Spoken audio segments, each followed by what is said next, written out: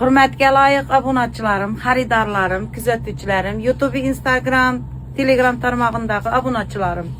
Bugün sizlerge şunday zor vəcdə obzor etip veremem şubalarımızdan boladı. Bu şubalarımız vapşi güzel, acayip, modelleri zor, natural ki.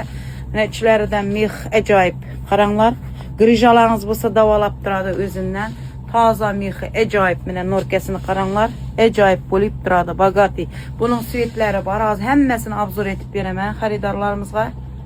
Fasollarını qaranlar, kiseleri var, ısıqqana, yengilga, həmmənizga aksiya etib turibman. Şuba bil öte nede boldu, trendde boldu. 25'tin noyabrindən başladık.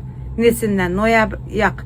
Sentyabrindən başladık. Şuba modeli satıp, mine hazırgı gün geçelim. Xuda qalasa 26'ga gəldim. Bizler satamız degan ümiddemiz 26. yılam. Nesip ise şubanı trendden etmemiz.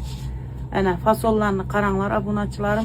Bu ak, mamık, acayip yengilgene, ısıqqana. Bunun razmeri 46'dan 60'ga gəldim var. Toyxanaga kiysənizlərin bardı keldilərinizə kiysəniz.